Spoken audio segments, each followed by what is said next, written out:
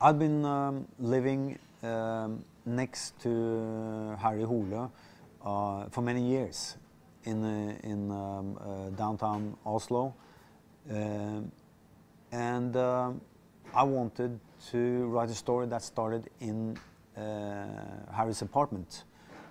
He had been drinking for a very long time. He was more or less out of a job. He was still on the payroll, but he had decided that he wouldn't work for the police any longer. So he was so down and out that it was almost about writing about myself. So it was very hard to write the first chapter because it was so close to home, and I had to rewrite the chapter a couple of times because I almost got depressed myself writing the first chapter. So it's the book is probably more about Harry than any of the other novels. It's about his personal life, his development as a human, but also as a character in a story of fiction.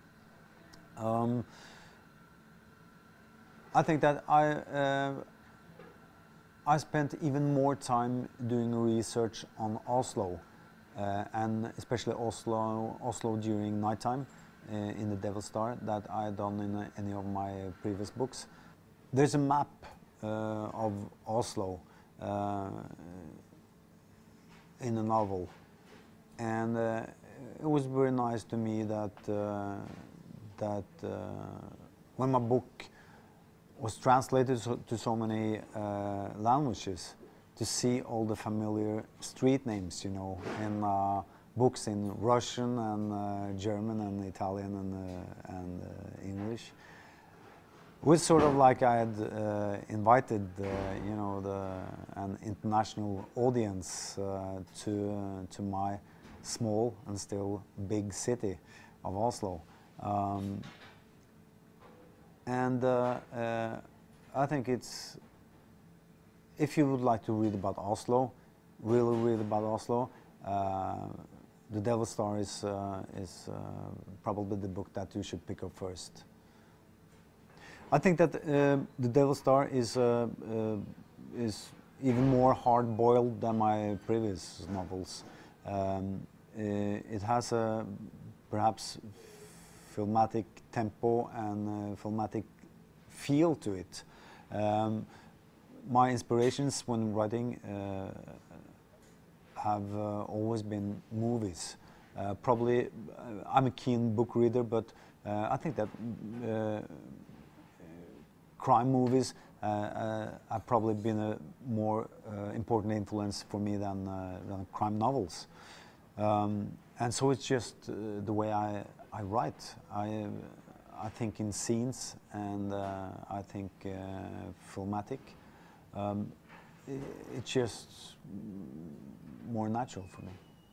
The Devil Star was written in Thailand, in south of Thailand, when I was doing rock climbing, and I was not on vacation, but more on a boot camp sort of situation where I was sitting there, but I had friends around me and family, so it was a very nice setting, but it was very far away from Oslo. And then I came back and I wrote the rest of the story. So it's sort of a paradox that my most Oslo-oriented story was written a long way from Oslo. But that is the case with many of my stories. I think sometimes it's easier to see a city or see a situation or even see a season. I think it's easier writing about summer during winter and winter during summer for some reason. I have some scenes in The Devil Star which I still think is some of my best scenes. There's a scene with a waterbed that learned me that you can use your imagination to write anything, and that in order to create an interesting scene, it's not enough to just have, you know, drama, blood and gore. There has to be the scene has to reflect an emotion, and that is the